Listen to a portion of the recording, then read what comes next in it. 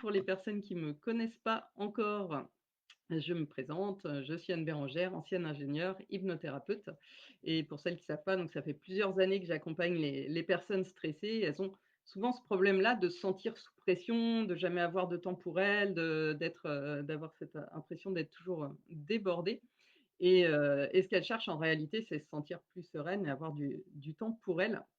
Et donc aujourd'hui, on va parler justement de stratégie pour gérer son stress au quotidien et pour pouvoir s'accorder du temps pour se ressourcer. Déjà, on va commencer par poser les bases. Quand on parle de surcharge mentale, qu'est-ce que ça veut dire concrètement? Je pense qu'on connaît toutes plus ou moins ce sentiment où notre tête, elle est remplie, littéralement débordante, au bord de l'explosion parfois, débordante de tâches, d'obligations, de «il faut que je fasse», «je dois faire» et cetera, sans avoir une seule seconde à soi. Est-ce que ça vous parle ça? Donc la surcharge mentale, c'est cet état où on doit jongler avec 1000 choses en même temps sans jamais avoir l'impression de s'en sortir et c'est épuisant, aussi bien mentalement que physiquement. Ça devient difficile de se concentrer, on est plus irrité, plus fatigué. Parfois même, on arrive, à des phases de perte totale de motivation, voire de burn-out et c'est là qu'il faut faire attention. Le burn-out, c'est un danger qui est bien réel quand on prend jamais le temps de lever le pied. Ça commence par des signes subtils. Tu es constamment fatigué, même après une bonne nuit de sommeil, tu perds patience rapidement, tu as du mal à te concentrer et puis tu sens une lassitude, c'est pas du tout la même chose, une lassitude générale qui te pèse. Heu, Si ça résonne en toi, c'est peut-être le moment de réévaluer ta situation. Mais pourquoi on en arrive là? C'est pas seulement parce qu'on a trop de choses à faire. Parce qu'il y a des gens qui ont trop de choses à faire et qui s'en sortent très bien. En fait, derrière cette surcharge mentale et cette impression de pas arriver à tout gérer, il y a souvent des peurs profondes qui se cachent et c'est pas toujours facile de les reconnaître, mais elles sont bien là. Par exemple, je vais vous en citer quelques-unes, la peur de ne pas être à la hauteur. Combien de fois vous vous êtes dit: «Si je fais pas tout parfaitement, je vais pas être respecté, reconnu ou aimé?»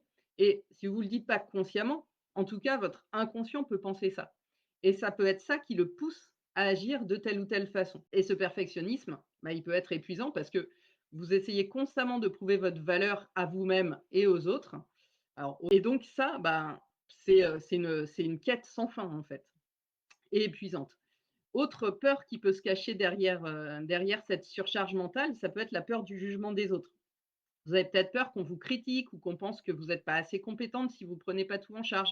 Alors vous dites oui à tout, même quand vous savez que ça va vous épuiser, que vous n'allez pas avoir le temps, que déjà vous aviez beaucoup trop de choses, que vous ne saviez pas comment faire et là vous en rajoutez et pourtant, avec cette peur du jugement, bah, ça va vous amener à faire des choses qu'en théorie vous n'auriez pas dû, faire. Il peut y avoir aussi la peur de décevoir. Cette petite voix intérieure qui vous dit ou qui pense sans vous le dire, hein, votre inconscient, il le dit pas forcément, il exprime pas les choses, mais si je fais pas ça, je vais décevoir quelqu'un et du coup, vous vous mettez une pression incroyable pour toujours en faire plus et au bout d'un moment, bah, le corps et l'esprit, ils saturent. Hem À une époque, j'arrivais jamais à dire non. Je voulais tout faire, je voulais tout gérer, pas montrer de signes de faiblesse. Non, je suis une super, maman, une super femme, une super, salariée, tout ça, tout ça. Jusqu'au jour où j'ai craqué, hein, tout simplement et j'ai fini en burn-out et c'est à ce moment-là, en découvrant le fonctionnement de l'inconscient, que j'ai pris conscience que cette surcharge mentale, elle n'était pas juste liée à ma charge de travail, mais qu'elle était liée à des peurs profondes qui m'empêchaient de lâcher prise et de faire les choses finalement, de façon beaucoup plus simple et sereine.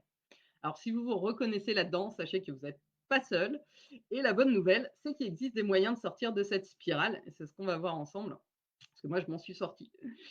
Alors maintenant qu'on a posé ces bases-là, on va parler d'une de ces grandes sources de stress qui est le fait de ne pas savoir dire non. Ça, c'est vraiment un vrai poison pour la surcharge mentale. On se retrouve à dire oui à tout le monde et à la fin, bah, c'est notre propre bien-être qui en prend un coup. Mais pourquoi c'est si difficile de poser ses limites? De dire non? C'est un simple mot tout petit, il y a 3 lettres. Pourquoi c'est si dur de dire ce mot-là? Bah, en fait, derrière cette difficulté à dire non, encore une fois, ce sont des peurs qui sont profondément enracinées dans notre inconscient et c'est ça qui complique les choses parce que c'est inconscient en plus, donc on ne peut pas les raisonner. L'une d'elles, une très fréquente, c'est la peur du rejet. Ça, c'est une des peurs les plus communes. On a peur qu'en disant non, les autres nous rejettent, nous trouvent moins intéressantes, moins sympas et on se dit: «Si je refuse, qu'est-ce qu'ils vont penser de moi?» et cetera et donc on finit par dire oui, même quand on sait que ça va nous surcharger et que, c'est pas bon pour nous en soi. Mais on se dit que c'est important. Une autre peur aussi qui peut se cacher derrière ça, c'est la peur de ne pas être assez. Cette peur, c'est la peur de ne pas être à la hauteur en fait, de ne pas être suffisante. Et on se dit: «Bah, si je fais pas tout, c'est que je suis pas assez compétente, c'est que je suis pas assez performante, je suis pas assez bien, je suis pas une, assez bonne maman, je suis pas une assez bonne, femme, et cetera». Et du coup, on accepte plus de tâches, plus de responsabilités, juste pour prouver qu'on peut tout faire. Mais à quel prix? Posez-vous cette question-là. Et puis une autre peur, une troisième peur qui peut se cacher, alors je vous en cite des exemples, bien sûr, il y a plein d'autres possibilités. Je vous parle des plus fréquentes, on va dire. C'est donc la peur de décevoir, j'en parlais tout à l'heure. Dire non, ça peut donner l'impression qu'on va décevoir quelqu'un, que ce soit au travail, que ce soit avec nos proches, même avec des amis et personne n'aime décevoir les autres. Alors, on fait passer leurs besoins avant les nôtres. Sauf que ce schéma-là, à long terme, bah, ça ne fonctionne pas, ça mène à l'épuisement. Et pourquoi notre cerveau, il nous fait ça? Bah, parce qu'il est programmé pour éviter les conflits et surtout maintenir l'harmonie dans nos relations sociales. Mais en voulant plaire à tout le monde, eh ben, on finit par se perdre. C'est vraiment comme un réflexe automatique, hein, pour celles qui ont déjà, suivi, d'autres, lives. Vous savez que notre inconscient, c'est vraiment ce qui génère nos réactions, nos comportements et cetera en automatique et donc c'est vraiment une réponse qui est ancrée dans notre cerveau. Alors, encore plus si on a grandi dans un environnement où on nous apprenait à faire plaisir pour être aimé, parce que ça, c'est quelque chose aussi, et même des choses genre, «Vas-y, fais plaisir à maman», des trucs qu'on a pu entendre quand on était, enfant. Et quand on baigne dans un environnement où on a l'impression qu'il faut faire plaisir pour mériter l'amour des autres.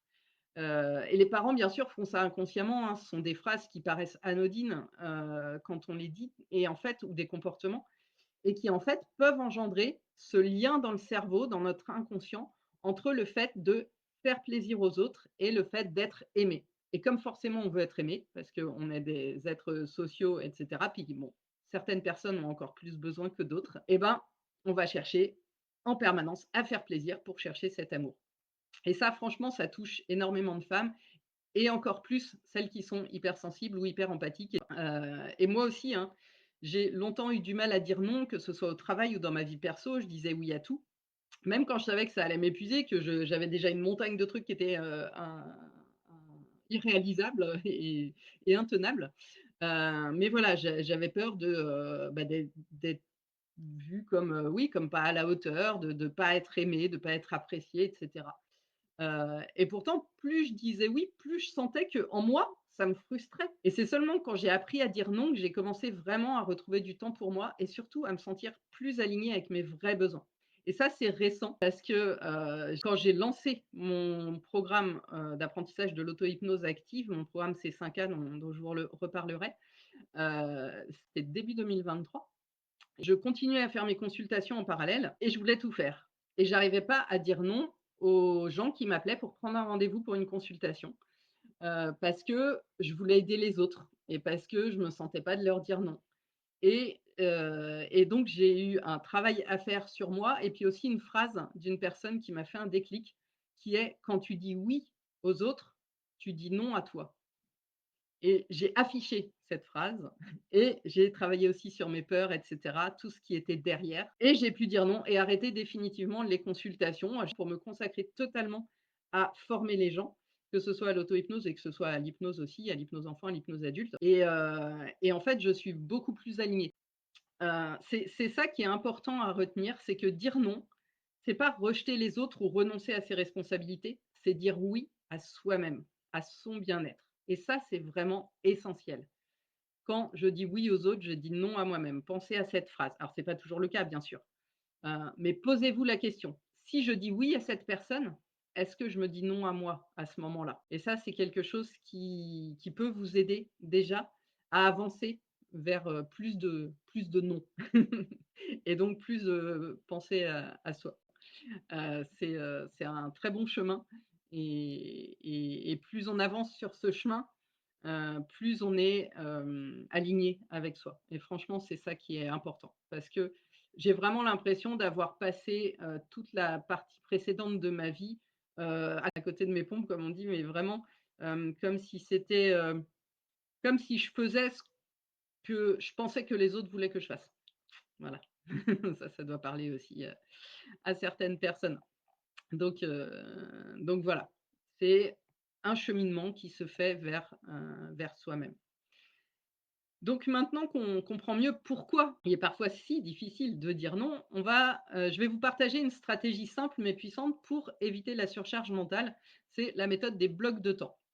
L'idée, c'est de bloquer du temps dans votre agenda, non seulement pour vos responsabilités et vos engagements, mais aussi et surtout pour vous. Oui, pour vous. Alors, ça peut paraître évident, mais combien d'entre vous oublient de se réserver du temps pour souffler et pour se ressourcer? On planifie nos journées en pensant aux autres, en pensant à nos tâches, en pensant à nos objectifs professionnels, mais combien d'entre nous planifient réellement leur bien-être? Quand vous bloquez du temps pour vous, que ce soit pour un moment de lecture, pour une promenade ou simplement pour rien faire, vous envoyez un message très fort à votre cerveau, à votre inconscient. Mon bien-être est une priorité. Et ça, c'est une des meilleures façons de prévenir la surcharge mentale. Mais voilà, il y a certaines personnes qui se sentent coupables de prendre du temps pour elles, qui ont cette petite voix intérieure qui leur dit: «Tu es égoïste, tu devrais faire quelque chose de plus productif». Encore une fois, cette culpabilité, elle vient souvent d'une peur inconsciente, hein, j'en ai parlé. Et prenez un instant pour y réfléchir. Si vous êtes épuisé, si vous êtes surmené, comment est-ce que vous pouvez réellement donner le meilleur de vous-même aux autres? Je vous laisse réfléchir là-dessus. Être bien soi-même, c'est la meilleure chose qu'on puisse faire pour notre entourage.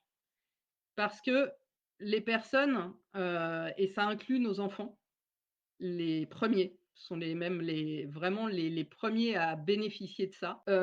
Dire à quelqu'un: «Ah, tu devrais faire comme ci, tu devrais faire comme ça» et cetera, ça ne marche pas, hein. On parle au conscient, la personne n'a pas forcément envie qu'on lui donne des conseils. C'est pas quelque chose qui va être efficace et en particulier pour nos enfants. Par contre, montrer quelque chose. Les enfants, ils cherchent toujours à imiter les parents. Et c'est vrai aussi quand on est adulte, on va chercher à imiter un mentor, à imiter quelqu'un qu'on admire, et cetera. Donc montrer l'exemple en étant bien, en montrant qu'on peut prendre du temps pour soi, en montrant qu'on est bien soi-même, c'est le plus beau des cadeaux que vous pouvez faire à votre entourage. Parce que la personne va inconsciemment se calquer sur vous parce que ça l'attire d'être bien comme ça. On est attiré quand même par le positif. Donc, inconsciemment, elle va se calquer sur ça. Et donc, bah, vous allez entraîner les gens autour de vous à être bien aussi. C'est quand même top ça, non? C'est un merveilleux cercle vertueux et donc pour ma part, moi je me suis rendu compte que si je bloquais pas intentionnellement des moments pour moi, mes journées, elles finissaient par être submergées par les obligations. Donc maintenant, je réserve chaque matin 1 heure et demie rien que pour moi, hein, plus des temps pour marcher et je vous assure que vraiment, ça fait une énorme différence dans ma façon d'aborder la journée. Je me sens beaucoup plus calme, beaucoup plus centrée, beaucoup plus en accord avec moi-même, en fait. Je ne lutte plus avec moi-même. Je pense qu'auparavant, j'avais vraiment cette impression permanente d'être en lutte contre moi. Il y a une partie de moi qui avait envie d'être bien et une partie de moi qui disait: «Mais non, il faut faire ci, ça, tu pas le temps d'être bien». OK, bon, tant pis. Bah non, maintenant c'est l'autre partie qui a pris le pas et qui dit: «Eh, d'abord on est bien, ensuite on peut aider les autres». Parce qu'on ne peut aider les autres qu'en étant bien soi-même. Donc et j'espère que je vous montre un bon exemple et que vous avez envie de suivre mon exemple si on repart sur ce principe-là. J'espère du coup être une source d'inspiration pour certaines et que ça motive à faire la même chose. Dernière chose dont je voulais vous parler, c'est le perfectionnisme. Ce fameux perfectionnisme qui nous pousse à vouloir tout faire, tout bien, tout le temps. Vous voyez ce que je veux dire? Soyons honnêtes, qu'est-ce qui se cache vraiment derrière cette course à la perfection? Beh, très souvent, c'est la peur de ne pas être assez bien. La peur que si on ne fait pas tout parfaitement, ben, on ne va pas être apprécié, on ne va pas être reconnu, on ne va pas être aimé. Donc la peur du rejet, encore une fois. Le problème avec ça, c'est que ça nous conduit tout droit à l'épuisement. Parce que à force de vouloir tout contrôler, on finit par s'épuiser et par se noyer dans des détails qui, au final, n'ont pas tant d'importance et qu'on ne peut pas tout contrôler et que la perfection n'existe pas. Donc on court après une chimère, donc on peut courir longtemps, et s'épuiser, forcément, puisqu'on ne l'atteindra jamais. Alors, comment lâcher prise? Ben, en recentrant vos priorités sur ce qui est vraiment important pour vous. Pas ce que vous pensez qui est important pour les autres. Ce qui est important pour vous. Parce que, encore une fois, la perfection n'existe pas. Donc ce qui compte, c'est de faire de votre mieux avec ce que vous avez. L'accord Toltec, hein, pour celles qui connaissent les 4, voire 5 accords Toltec, fais de ton mieux. Voilà. Et donc parfois, bah, ça signifie accepter que tout sera pas parfait et c'est OK. Moi, il y a une chose qui m'a fait vraiment qui a commencé à me faire lâcher la perfection, c'est quand j'ai dû, pour, certaines personnes, je l'avais évoqué déjà, je me suis séparée au milieu de la construction de ma maison et avec les murs, j'ai fait tout l'intérieur toute seule, donc placo, électricité, plomberie et cetera. Il y a un moment, ça fait des mois que vous avez fait des travaux, tous les jours non-stop, et que vous en pouvez plus. Il y a un moment où la plaque de placo, si elle a un petit angle cassé en bas, parce que, à un moment elle était un peu juste et que quand vous la rentrez ça casse, et ben vous la laissez, même si c'est cassé. Et puis, bah, vous allez remettre un petit peu de nappe par-dessus et ça ira très bien. Vous n'allez pas la redéfaire et la refaire, parce que sinon on n'en finit jamais. Donc ça m'a beaucoup aidé sur le lâcher prise, ces travaux-là. Parce qu'il y a un moment, quand on n'a plus le choix, et ben on avance, même si c'est pas parfait. Et quand j'ai commencé à lâcher la pression de la perfection, j'ai vraiment remarqué un changement radical. Non seulement je me suis sentie plus libre, mais j'ai aussi réalisé que les choses se passaient tout aussi bien, voire mieux. Et sans que je sois constamment en train de les suranalyser. Et franchement, ça, c'est un vrai, vrai soulagement. Alors, bah, comment aller plus loin pour se libérer de ces peurs et de tout ce qui provoque finalement ça? Bah, maintenant, vous avez quelques astuces, pratiques à mettre en application déjà pour trouver du temps pour vous. Mais bien sûr, à être honnête, hein, ces astuces, même si elles peuvent être puissantes, elles vont pas traiter la cause profonde de vos peurs et de votre stress. Elles vont vous aider au quotidien, mais les racines du stress, elles sont plus profondes et elles se trouvent dans l'inconscient. Donc ces peurs inconscientes, comme la peur de ne pas être à la hauteur, la peur du rejet, la peur de décevoir, et cetera, sont vraiment elles qui sont à l'origine de nos blocages. Et donc, bah, pour s'en libérer durablement, il faut aller plus loin. C'est là que l'auto-hypnose active prend toute son importance. Vous le savez si vous avez déjà suivi un de mes challenges. Et donc, c'est exactement pour ça que j'ai créé mon programme C5A, hein, créatrice autonome et apaisée par l'auto-hypnose active. Et donc, dans ce programme ou ces programmes, il y en a plusieurs, je vous accompagne pour travailler en profondeur sur vos peurs inconscientes et vraiment reprogrammer le cerveau pour vous libérer du stress de manière durable. L'objectif, c'est vraiment de vous donner les outils pour reprendre le contrôle, non seulement de votre temps, mais surtout de votre bien-être. Donc, si vous voulez vous libérer de ces peurs qui vous freinent, et puis enfin trouver cet équilibre entre vos responsabilités et votre épanouissement personnel à vous, le vôtre, eh ben, mon programme est peut-être fait pour vous. Vous apprendrez comment utiliser l'auto-hypnose active pour traiter la cause profonde de vos blocages, vous ressourcer, vous reconnecter à votre potentiel, etc. Donc, si ça résonne en vous et que vous voulez en savoir plus, vous pouvez m'envoyer un mail, voir si ça peut être adapté pour vous et si ça peut vous aider à transformer votre vie. Je ne laisse rentrer que des personnes où je sais que ça peut transformer leur vie. Sinon, c'est pas la peine. J'espère que vous avez appris des choses. Bonne fin de semaine et puis à très vite.